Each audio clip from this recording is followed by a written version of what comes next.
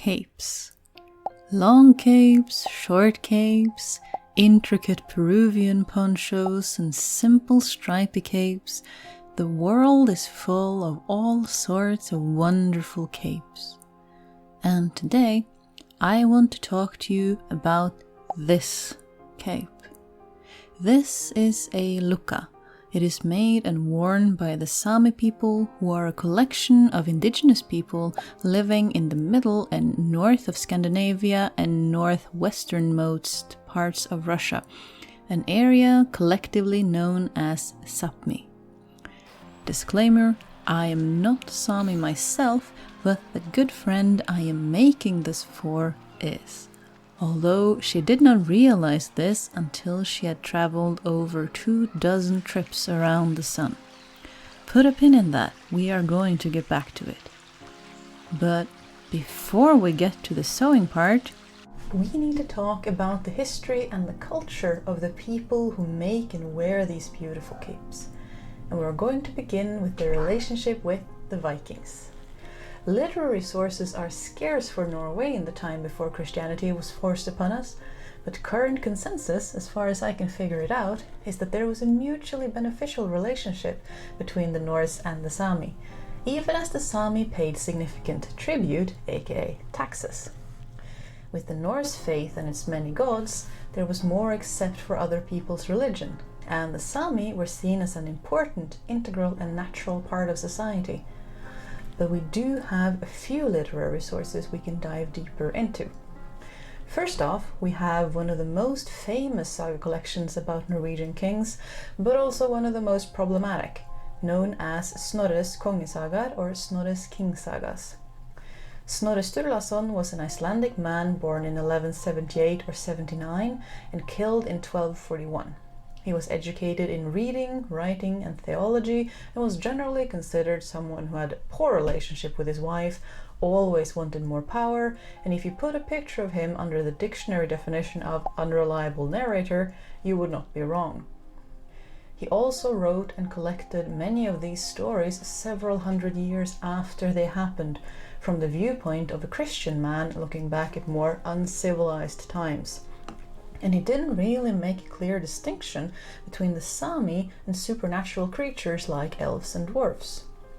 So yeah, Snorre is seriously problematic, but nevertheless there is one passage from the saga of Harald Hårfagre, who is believed to have lived from year 865 to about 930 or 33, that I wish to read to you. And that is the story of how he met one of his many wives, the Sami woman Snøfrid, who was the daughter of Svåse, a Sami chieftain. In this story, King Harald was seated at the table to celebrate Yule at the great farm Tofte in Dovre, when Svåse came and invited him to his kamme.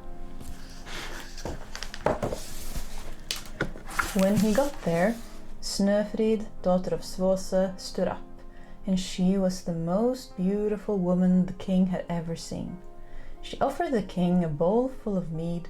He took it all and her hand as well, and immediately it was like a hot fire entered his body, and he wanted to bed her right away that same night. But Svåse said that there would be no such thing with his goodwill, not unless the king betrothed and married her in the proper way. The king betrothed Snøfrid and married her and loved her so madly that he left everything, the kingdom and everything he should look after. They had 4 sons, blah blah names. Then Snøfrid died, but she did not change color in any way. She remained as red as when she was alive. The king sat with her all the time and thought she would come alive again. It stayed like that for 3 years. He mourned her death, and all people in the land mourned his madness. Now, I don't know about you, but that passage reminds me an awful lot of a different fairy tale that I assume most of you will be familiar with already. Not to mention that the name Snøfrid literally means snow and beautiful. Around the same time as the story of Snøfrid, we have a much more reliable tale though, and that is the story of North Norwegian merchant and explorer Ottar. In the year around 890, Ottar sailed to Anglo-Saxon King Alfred of Wessex, where a scribe recorded his tale as he was telling it. This is one of the very first literary sources we have that mentions Norway, and the Sami play a prominent role. Ottar considered himself to be the Norseman who lived the furthest north. We're not exactly sure where, there are a couple of contestants, but he spoke about how he had ventured north to see how far the country stretched, beyond where he would hunt for seal, walrus and whale, and all the way until the land started turning south again, and he met the Bjarmians, another farming culture. And all between his own farm and the Bjarmians, which would have been in the White Sea and western parts of Russia, he saw land that he considered uninhabited, and he only occasionally saw Sami hunters, fishermen and bird hunters, whose nomadic and hunter-gatherer culture would have left far fewer scars on the landscape. But Ottar was also very clear about where the source of his wealth came from. We read, Ottar himself was among the first men in the land, though he had not more than 20 cows, 20 sheep, and 20 swine. And what little he ploughed with horses. The annual revenue of these people consists chiefly in a certain tribute which the Sami yield them. This tribute is derived from the skins of animals, feathers of various birds, whalebone and ship ropes, which are made of whales' hides and of seals. Everyone pays according to his substance. The wealthiest man among them pays only the skin of 15 martens, 5 reindeer skin, 1 bear skin, 10 bushels of feathers, a cloak of bear or otter skin, 2 ship rope, each 60 ells long, 1 made of whale and the other of seal skin. If that doesn't sound like a lot to you, historian Andreas Holmsen tried to calculate just how much those wealthiest Sami group had to pay in tribute. He came to the conclusion that this would be comparable to the taxation paid by 10 to 12 large farms in the most heavily taxed parts of Trøndelag at the time. So we are talking big wealth here that the Sami were responsible for. Making a leap now to the 11th century, in 1936 there was a remarkable discovery in a bog of a clothed skeleton wrapped in a blanket and covered in birch bark. Enthusiasts of the Viking Age and early Middle Ages in Europe are probably already familiar with the Skjoldheim garments from Andøya Island, but although the burial customs are a mixture of Norse and Sami tradition, there is a not insignificant chance that the person buried there is Sami, and there are so many markers. From the shoes that show clear similarities to Sami shoemaking from the 17th century onwards, to pewter cast rings and pearls, which is considered exclusive to Sami culture in Iron Age Scandinavia, to the shape and cut of the hood and tunic, which bears striking similarities to 20th century and onwards lukkas and gaktis, and even the rigid heddle-woven bands braiding technique used to decorate trouser bottoms, sleeve cuffs and collar, all point towards Sami heritage, particularly Lula Sami of the same area. But then blood-drenched King Olaf came along and forced southern and central parts of Norway to convert to Christianity or be murdered. And along with the loss of religious freedom previously enjoyed in our multicultural nation, things were about to take a serious nosedive for the Sami. Alongside monotheistic terrorism came an increased fear of the other, or anyone who didn't look and believe like you. Sami people were still considered the strongest in Seid, so it became illegal to visit Sami people to have your fortune told. We are also about to hit the Sami real hard financially. The aforementioned wealth the Sami could provide was seriously coveted, and from around the 13th century and up to 1595, Sami in some regions of Sapmi were forced to pay taxes to Norway, Sweden and Russia. And because politics are politics, it was believed that the more taxes you could extract from an area, the better your claim to it. The Sami, to their credit, did not take this lying down. There are oral retellings about how the Sami managed to trick some of these abusive tax collectors by leading them to fall from ravines, waterfalls and similar. Still, their resistance in no way diminishes the difficulty they suffered during this time. There is a lot of back and forth between the three kingdoms about who has claim to the Sami and where national borders are drawn, but they also acknowledge the Sami's right to their own land and territories. By the mid-16th century, however, extracting great wealth from the Sami is no longer enough, and for some reason we feel the need to forcefully convert the Sami religiously by sending violent missionaries and farmers north to colonize fertile Sami territories. When accounting for population size, The witch hunt and death count of northern Norway between 1593 and 1695 were the worst in the entire world, including Salem in the US, and were one of the only witch hunts to have severely affected indigenous people.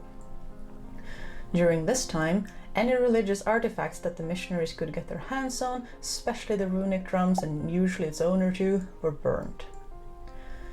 The 18th century, interestingly, brought a brief puff of positive change as a code called Lappekodicillen gave Sami people the right to cross national borders and perform their trades. The Sami were also given the jurisdiction to control and run their own trades, especially the herding of reindeer. It ensured a Sami legal system and Sami neutrality between the states in case of armed conflict. In 1814, Norway breaks free from Denmark and enters into a union with Sweden. Initially, this had positive effects for Sami language and culture, but after a few decades there was an increased focus on Norway as a monocultural nation, and the Sami just didn't fit that narrative. In 1851, the Norwegian government set up a Sami fund in the national budget that was earmarked for Norwegifying the Sami and assimilating them into Norwegian culture. Schools no longer taught Sami children in Sami using Sami literature. Everything had to be in Norwegian, and we see the beginning of the forced residential school system. In 1852, the border between Norway and Finland are closed without anyone ever removing Lappekodicillen officially. This heavy-handed policy would cause enormous and lasting damage to the established reindeer herding systems in Sapmi, as well as put a significant strain on the Sami people living in the northernmost parts of Finland, who relied heavily on summer grazing and fishing in Norway for their subsistence. Later that same year, a group of Sami people, angry at the colonizers for putting such low value on them and their way of life, attacked the ruling colonizer population in Kautokeino, killing the police officer, the merchant master, and torturing the priest. The rebels were overturned by other Sami people who were strongly against this sort of behavior. Sadly, this rebellion would cause even worse treatment of the Sami, as the white colonizers could now argue that the Sami were a violent and hostile nationality whose own worst enemy were themselves, as whose only chance was to be absorbed by the Norwegian nation. In 1859, Charles Darwin released his means of natural selection, causing Norway, Australia, the US, and other countries with a strong European colonizer mindset to feel further justified in their atrocities. Here we see the start of social Darwinism, which will later become racism, which led to violent, traumatic oppression of Sami and other indigenous people around the world, through residential schools, stealing of children from their parents, and teaching them that the only way for them to have any worth in modern society is to assimilate and behave like their colonizers. Children kept at these schools were severely punished for speaking their native tongue and were often severely restricted from visiting their family. Later that year, Finland, now under the Russian Tsar, offers Norway, now under Sweden, the northernmost part of Finland in secret, in an effort to reduce the negative effects experienced by the Sami from the closing of the border back in 1852. For whatever reason, we blankly refused this offer of more land. In 1889, the border between Finland and Sweden is also forcefully closed, leading to further worsen the negative effects of the initial closure from 1852. In 1902, during the height of the violent Norwegification, a law was put into place that requires any person who wishes to buy land in Finnmark to abandon their own language and culture. Buyers of land had to speak, read, and write Norwegian, be of Norwegian nationality, and give the farm a specifically Norwegian name. This law was formally enacted until 1965. In 1905, the union between Sweden and Norway is dissolved. There is significant animosity between the two nations, and of course, the Sami get stuck in the middle of it, as neither country wants the other country's Sami population to herd their reindeer across their borders. 6th of February 1917, we see the first big gathering of Sami people in Trondheim, made possible by Elsa, Laula, Renberg, and Daniel Mortensen. Language, culture, trade, and rights were the important topics addressed. And boy, do I wish I had more time to tell you about what an absolute legend Elsa was. This woman is... yes. Just yes.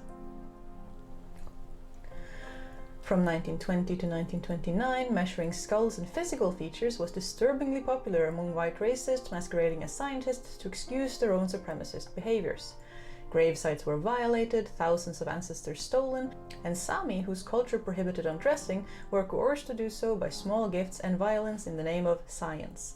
Some of the skeletons who were stolen during this time have been returned, but many are still in archives of universities across the country and internationally.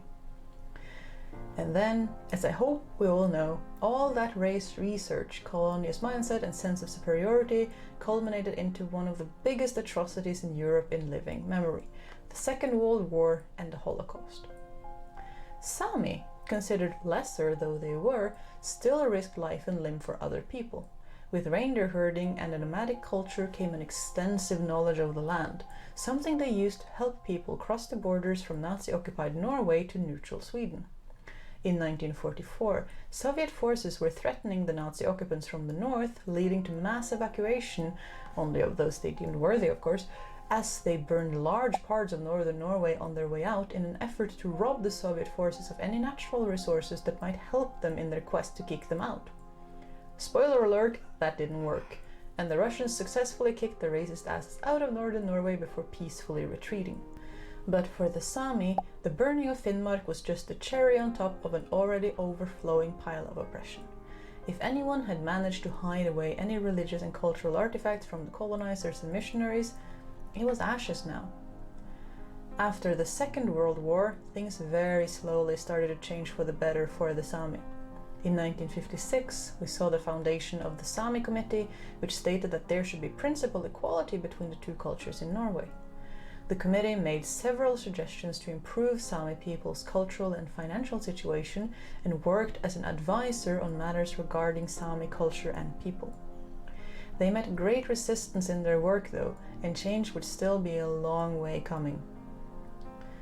In 1967, for the first time since the Norwegification and forceful assimilation of Sami people begun, a trial was performed in which a class of Sami students were taught in their own language. This trial soon became permanent. I don't know about you, but 1967 is not that long ago. I have several relatives born before that. The Sound of Music was all the rage, and the space race was in full swing. But the shame these people were forced to feel about themselves and their own culture has far-reaching consequences, and is something that cannot be put into words or even imagined for those of us who did not have to live through it.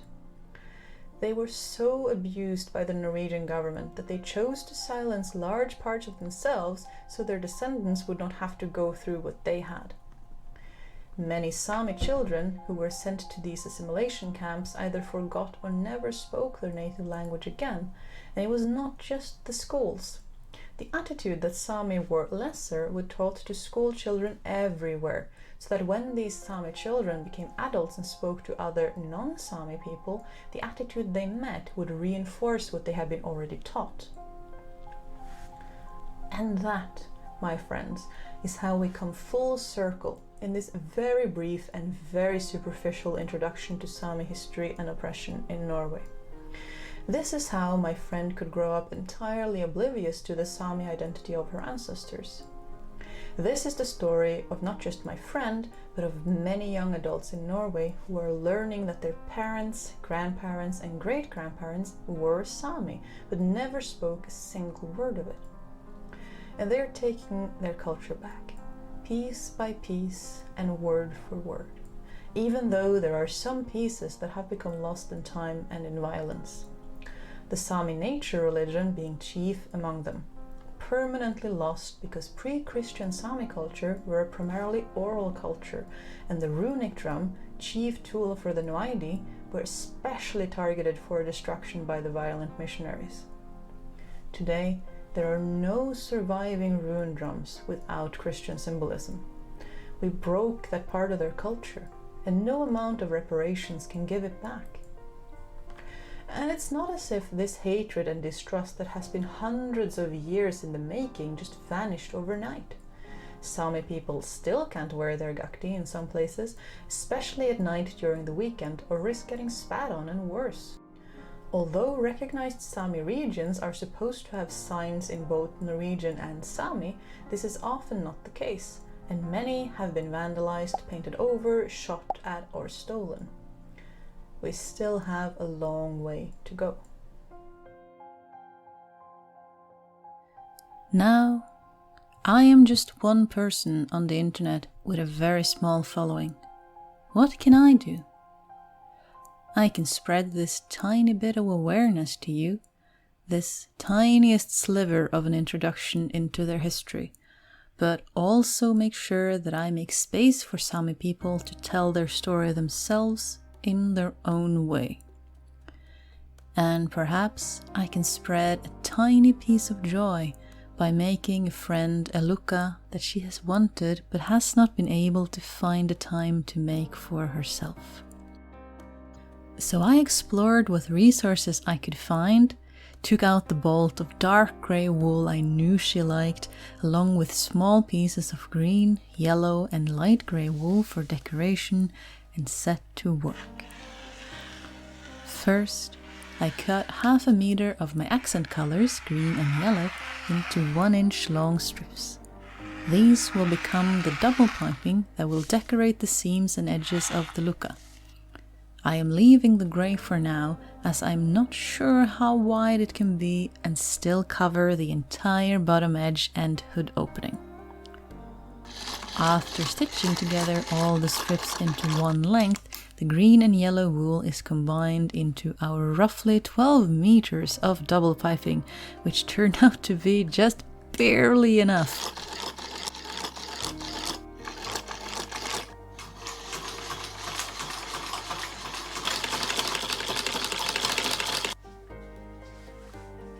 And since I am a staunch opponent of fabric waste, I am making this luka as big as possible by folding and cutting 2 squares out of a single width of fabric, leaving nothing behind. These squares are then rounded off the bottom and a small piece taken out of the top to make room for the face, and a small rectangular piece at the back and top of the hood to round it out. I then cut the side pieces, which are approximately ye-wide pieces, the length of the squares we just cut, plus generous room for the noggin inside the hood. Not pictured is me cutting all these pieces twice, as this wool is thin where lukas were usually made of heavy broadcloth, so I'm lining it with the same wool to make sure it keeps my friend nice and warm. The top of the back piece and the small rectangle on top of the head are the only 2 pieces that do not have their edges piped, so we'll start by stitching and pressing those. We then commence piping all the edges. To get clean, crisp piping, it's important to keep the width consistent, meaning that I go slowly and with the already stitched strips facing up so I can follow the stitch line as closely as I can. When attaching the neighboring piece to an already piped piece, I am making sure to pin in such a way that they can be removed from the backside, as I will be sewing it with the piped side up, so to speak, again ensuring that I can follow the seam we've already stitched when we join them together, making that the 3rd time we have stitched this very seam and every seam that is beautified in this way. And this is what our hard-earned piping looks like from the outside. The edges around the hood and bottom of the luka require particular care, as we have to carefully get our machine and needle over the now seriously thick layers of already stitched piping. This is where using felted wool really helps, as we can seriously cut down the seam allowance to within a breath of its life to reduce bulk. If you're wondering, nope, I do not have any idea how one properly combines the edges of double piping to make it look neat.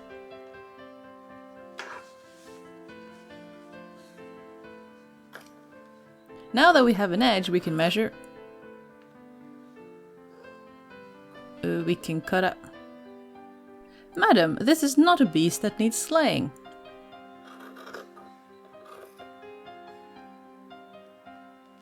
Cut out and stitch into a continuous strip before that too is attached to the rest of the garment.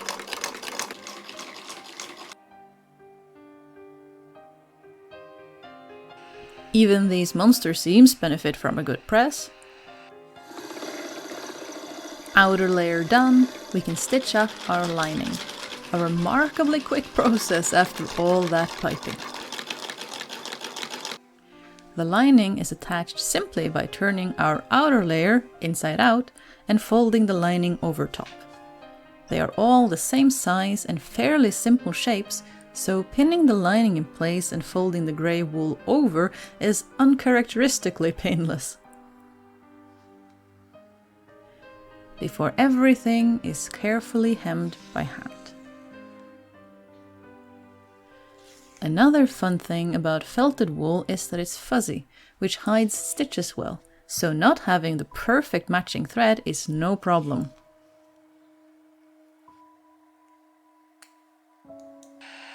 One more press for good measure. And because my friend has a tiny one, we are using the scraps and cutoffs from the big Lucca along with a piece of soft black wool for the lining to do the whole process again, but in miniature.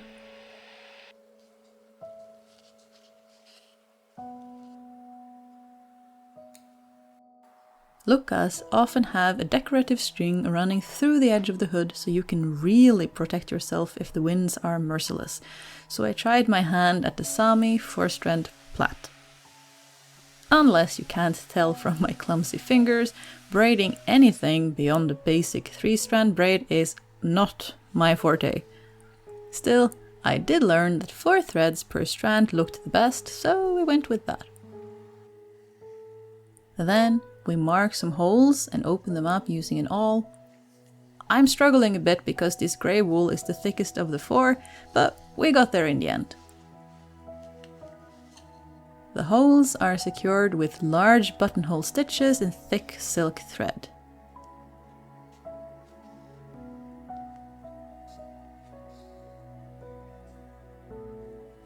And the plait rather forcefully inserted with the only needle I had that was sturdy enough and big enough to get the job done.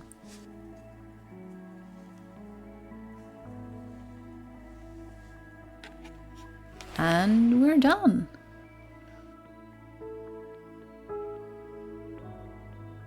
Or at least as done as I managed to be. I was actually planning on sewing in a pocket in the front of each Lucca and weave a ribbon in the same colors as the braid to decorate the front, but I had a health issue that rendered me pretty useless for a month, so sadly that had to be shelved. Still, it is finished and it is warm!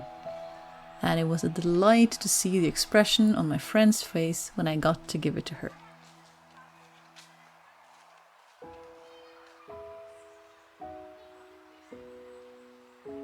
Here's to hoping it will keep her warm for many years to come, with or without seditious secrets.